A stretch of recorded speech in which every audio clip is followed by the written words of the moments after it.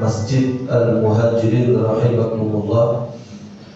Senantiasa kita bersyukur kepada Allah Subhanahu wa taala di kesempatan pagi hari ini Allah masih berkenan memberikan istiqamah kepada kita sehingganya kita dapat hadir dalam majelis ilmunya para alim ulama, pewaris para nabi.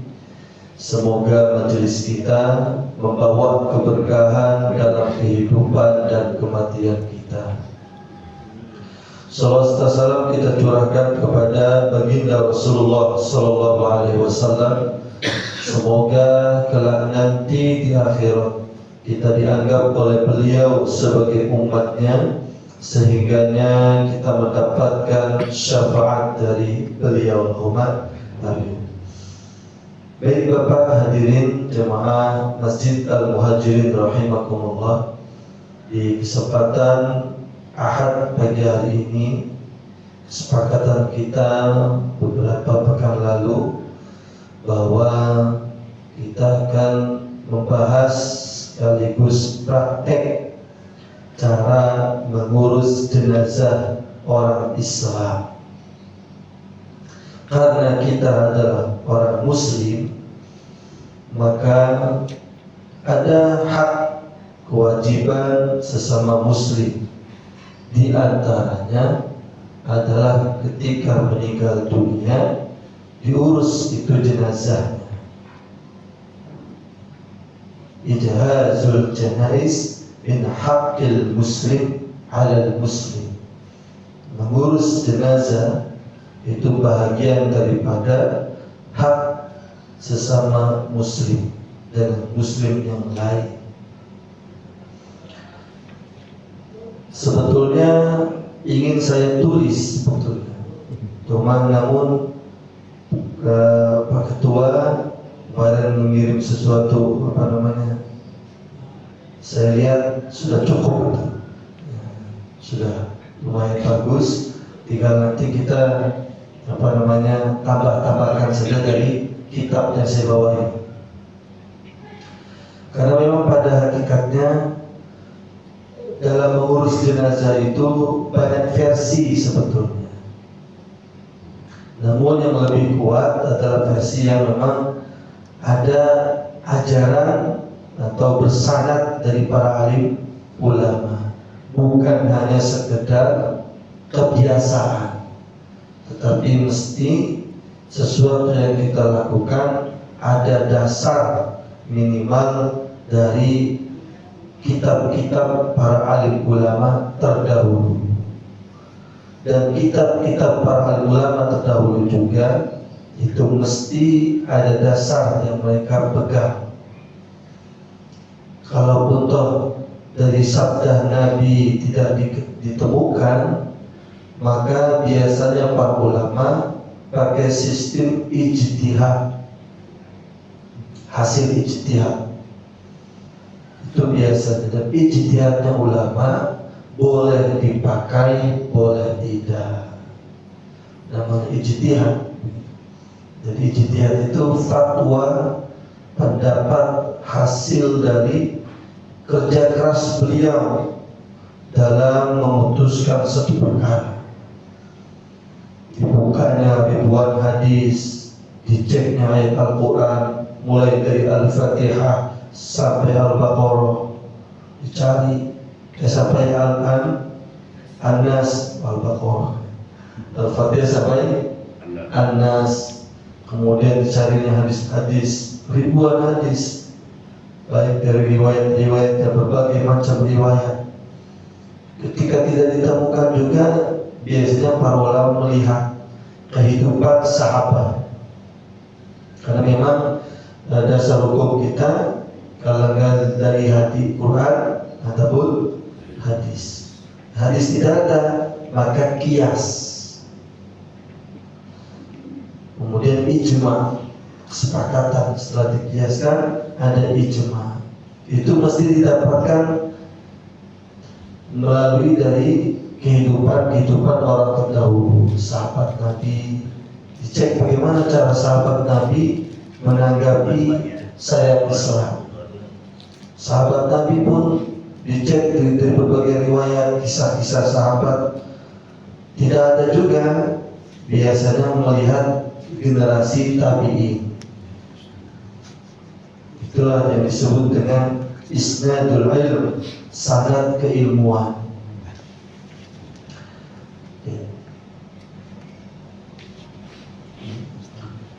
Bismillahirrahmanirrahim. Sebelum kita praktek memandikan, pertama memang kita pekan ini praktek memandikan. Nanti panjang umur ada kesempatan bulan depan akhir bulan kita praktek mengkafani jenazah. Sebelum kita praktek memandikan, mesti kita pahami teorinya terdahulu. Bismillahirrahmanirrahim. Faslun fima yata'allaqu bil mayyit min ghuslihi wa takfinihi wa salati alaihi wa dafnihi. Ini fasal menjelaskan tentang hal-hal yang berkaitan dengan mayit, dari memandikan, mengkafani, menyolati, kemudian mengebumikan. Wa yalzamu fil mayyit, wajib bagi orang Islam terhadap mayit al-muslim, yaitu mayit orang Islam, arba'atu asya. Kalau mayitnya bukan orang Islam bagaimana? Maka hukumnya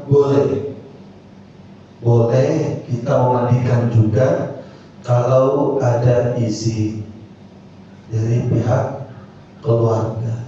Sebetulnya Bapak hadirin, memandikan jenazah juga sama, mesti kita juga harus ada izin dari keluarga ahli musibah, karena memang yang berhak untuk memandikan adalah pihak keluarga. Kita yang sudah terbentuk bahasanya rukun kematian itu hanya bahasanya sebagai badal, pengganti kalau pihak keluarga tidak bersedia atau menyerahkan. Maka tahap awal sebelum rukun kematian bertindak, ditanyakan dulu atau persiapkan saja tempat, kemudian ditanyakan ini mau dimandikan oleh pihak kami atau keluarga, karena memang ini sifatnya privat, pribadi, sifatnya pribadi. Namanya memandikan, sebetulnya memandikan jenazah itu tidak harus di tempat seperti ini. Ini berlaku ketika memang kamar mandinya nggak cukup. Lebih bagus memandikan jenazah itu di kamar mandi pribadi. Makanya Bapak hadirin, kalau ada kamar mandi sempit, ada rezeki, ada kesempatan, lebarkan kamar mandi. Jangan kamar mandi sempit, lebarkan. Suatu saat kalau dia meninggal dunia, cukup keluarga yang memandikan di kamar mandi itu. Jadi tersembunyi sifatnya, bukan diumumkan, bukan di tempat dilihat, karena statusnya sama kayak orang hidup. Orang hidup itu mandi mesti tertutup, tersembunyi, nggak di luar. Mandi begitu di luar kan, sama seperti yang seperti ini sifatnya darurat. Ya nggak apa-apa, mesti menyiapkan, karena tidak semua orang itu kamar mandinya lebar, karena kurang paham mungkin, ataupun memang terbatas biaya untuk buat kamar mandi. Jadi bagus sekali lagi kalau bikin kamar mandi agak diluaskan, supaya sekiranya tidur itu bisa tidur, kemudian ada yang bisa mandikan, cukup. Kira-kira berapa meter?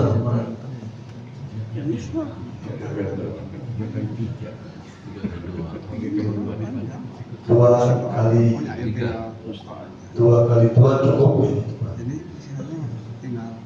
2 meter persegi cukup. Dilebarkan. Itu fungsinya. Jadi, kalau foto tidak lebar, mungkin area belakang, area rumah yang sifatnya dekat dengan kamar mandi, hanya keluarga yang tahu tentang jasad jenazah saja. Itu bagusnya. Jadi sekali lagi bagusnya memandikan jenazah itu adalah pihak keluarga. Suami meninggal, istri memandikan, ya nggak apa-apa, bagus. Ibu meninggal, anak-anak baik laki-laki perempuan memandikan juga nggak apa-apa, nggak masalah.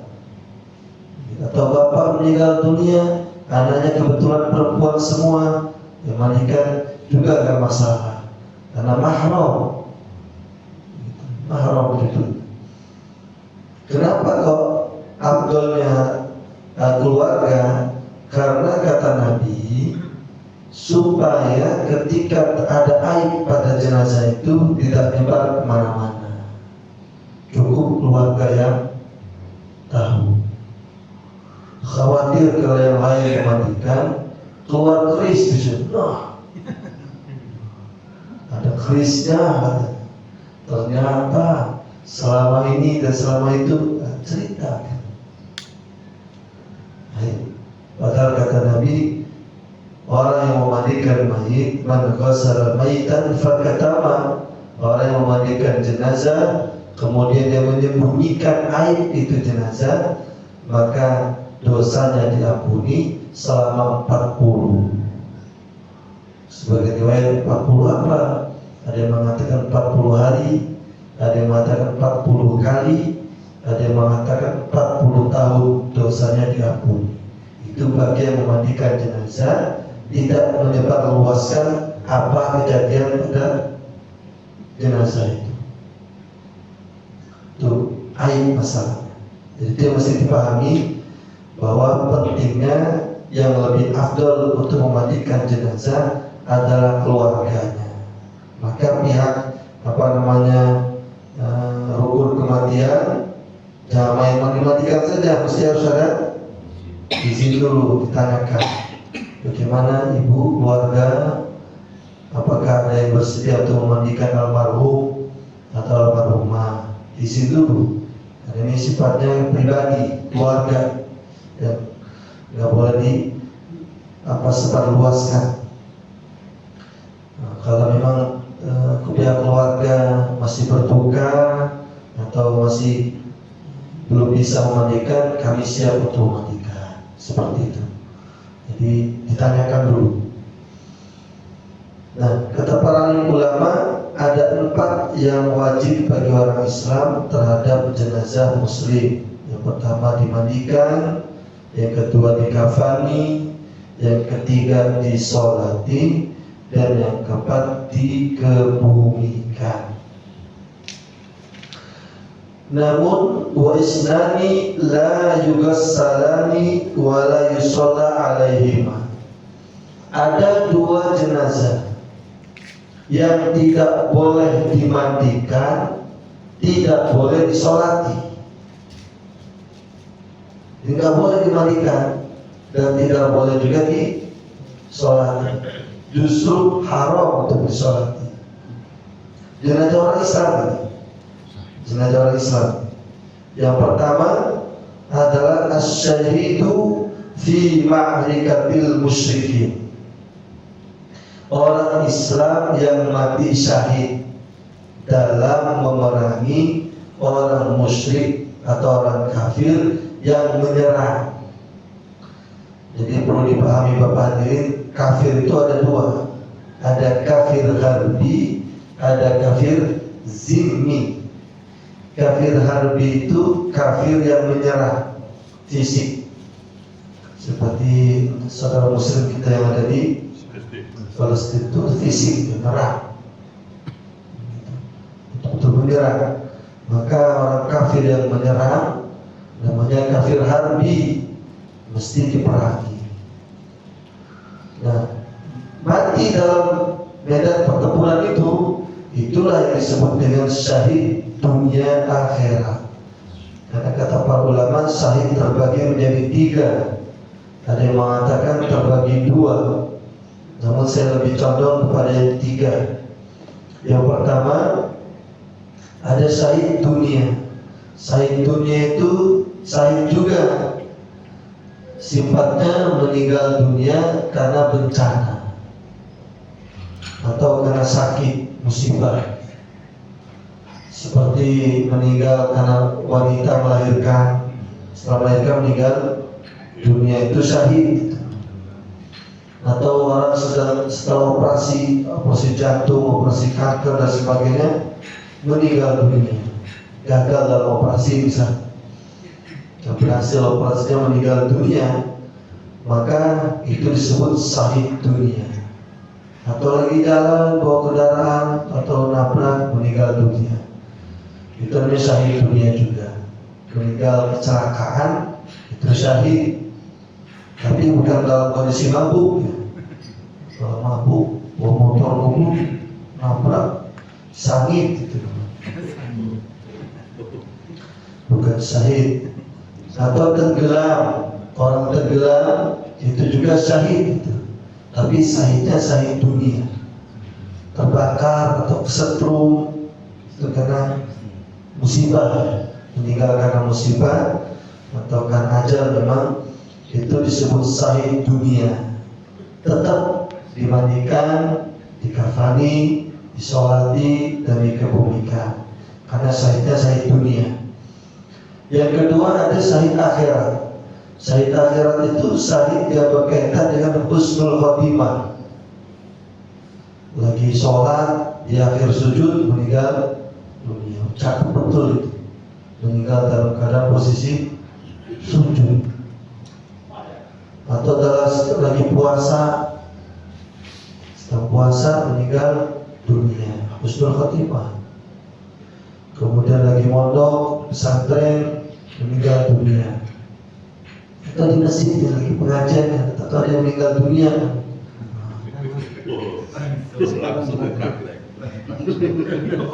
Itu syahid, syahidnya syahid akhirat, bukan syahid dunia, tapi syahid akhirat.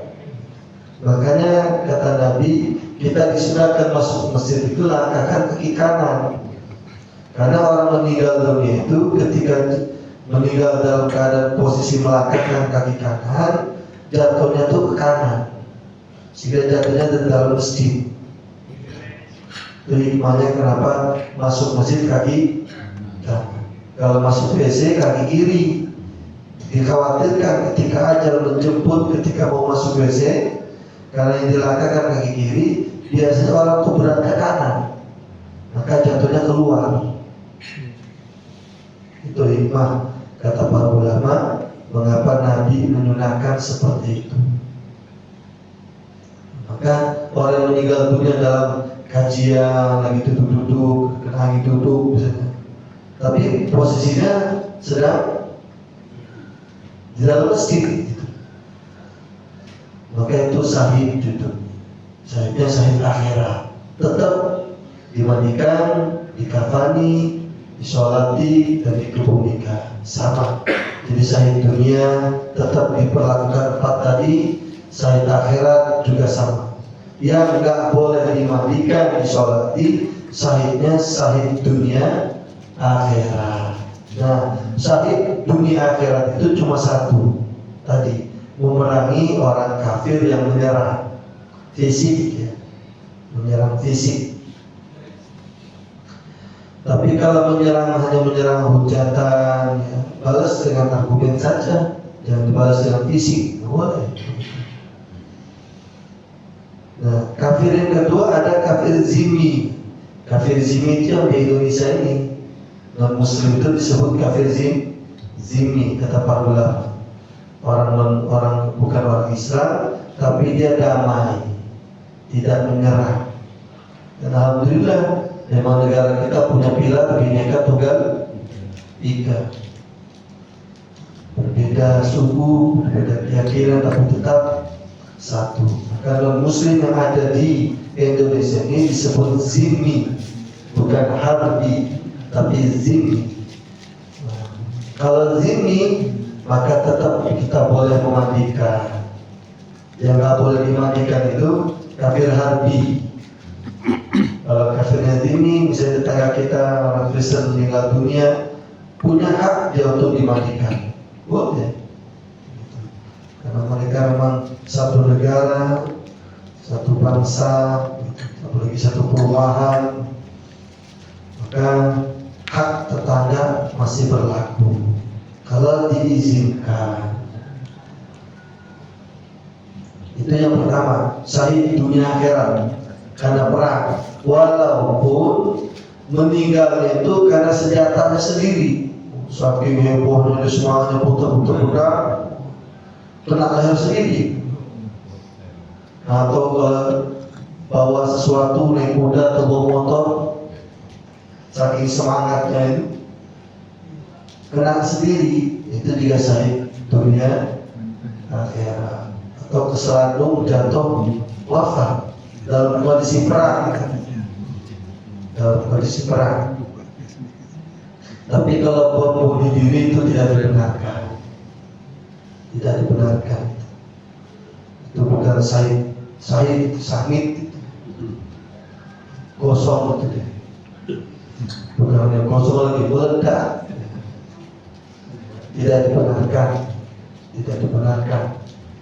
Itu berlaku untuk kafirnya kafir harbi. Di Indonesia kalau mau sana ke saudara muslim yang sedang diserang itu, yang diserang fisik. Kalau di Indonesia alhamdulillah semoga selalu damai. Itu yang pertama. Yang kedua, asani siftul ladzi lam yastahil. Biar agak tahu dulu Pak, kasihan yang dimandikan dingin. Kalau dimandikan siapa? Ada, siap. Nanti yang kecil yang gede. Tapi kalau emang dingin paling isyarat saja air, ya. Iya. Yang kedua, siftu. Orang yang para Islam yang tidak boleh dimandikan, disolati adalah bayi yang keluar dalam kondisi sudah tidak bernyawa, keguguran, atau enggak keguguran normal, tapi meninggalnya yang pas proses, ketika keluar sudah tidak bernyawa. Nah, itu tidak boleh dimandikan, tidak boleh disolati, cukup dibungkus, dikebumikan, karena sudah surga jaminannya. Dua orang mati syahid tadi sama bayi yang baru lahir tidak ada tanda-tanda kehidupan. Tapi kalau lahir masih ada tanda kehidupan seperti teriak sebentar atau seperti nangis sekali, itu berarti tetap dimandikan, dikafani, disolati, dikebumikan. Semenit, misalnya seperti itu semenit atau sedetik. Yang jelas dia keluar itu masih ada nyawa, walaupun sebentar.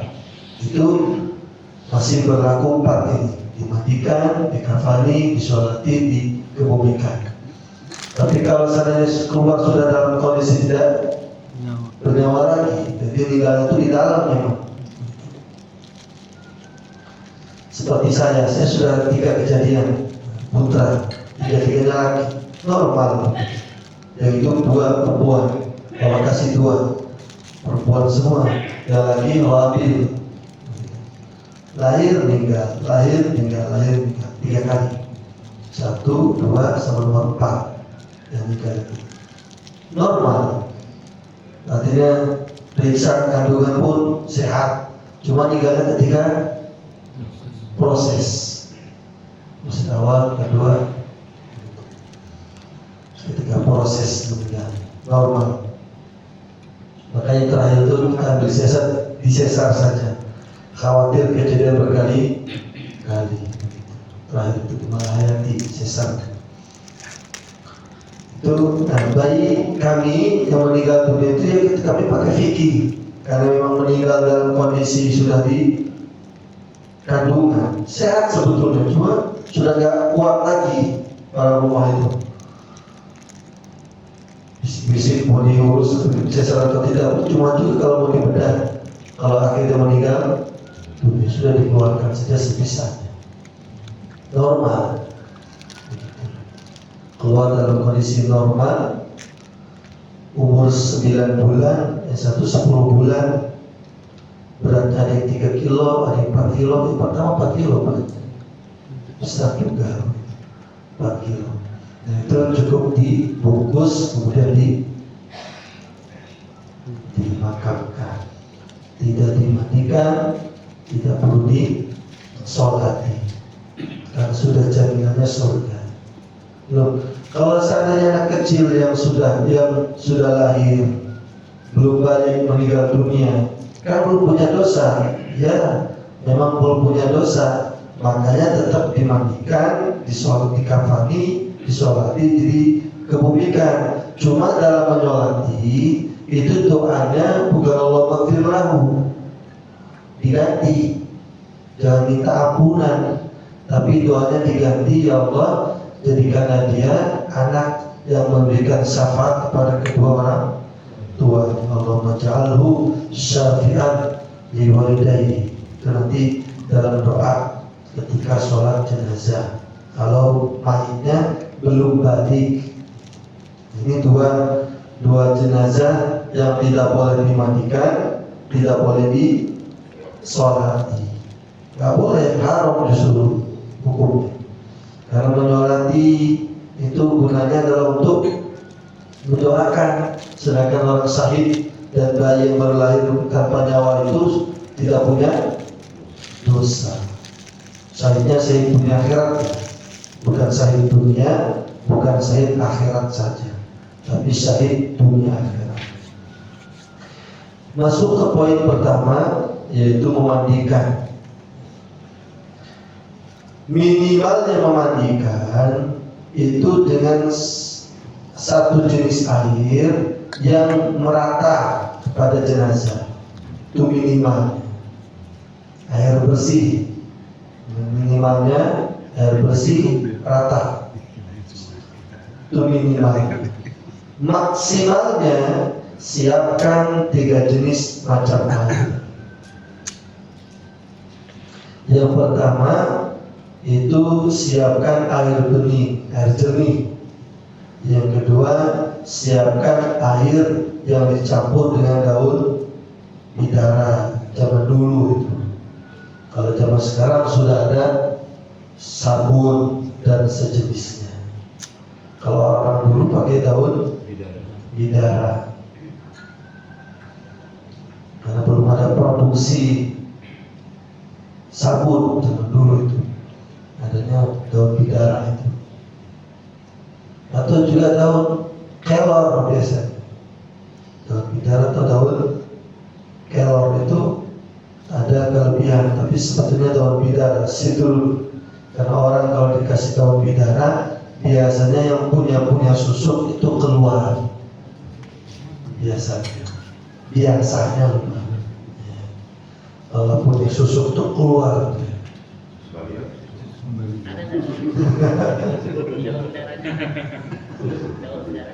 Biasanya, tapi itu biasanya. Kalau nggak keluar juga ya berarti nggak biasa. Biasanya begitu hikmah. Ada kelebihan yang Allah berikan kepada daun bidara itu.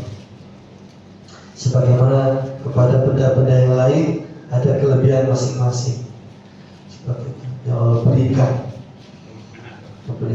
Yang Allah berikan di antaranya pada daun bidara itu bisa Allah kasih kelebihan. Biasanya kalau dimandikan dengan daun bidara itu hal-hal hitam itu yang goib-goib itu keluar, seperti susu atau jimat-jimat dan sebagainya, itu luntur jadi netral. Kalaupun toh tidak keluar, biasanya menetralkan sudah kamu tidak fungsi lagi. Itu bisa begitu. Kalau dia nggak keluar nih, karena dukun juga ada dua jenis itu, ada dia memang susuknya itu susuk nyata, ada susuk yang nggak nyata. Susuk itu keluar nggak kelihatan, pokoknya dah basah. Kata dukun begitu. Maka yang model-model begitu orang Islam sebetulnya nggak boleh, tidak boleh pakai susuk, nggak boleh.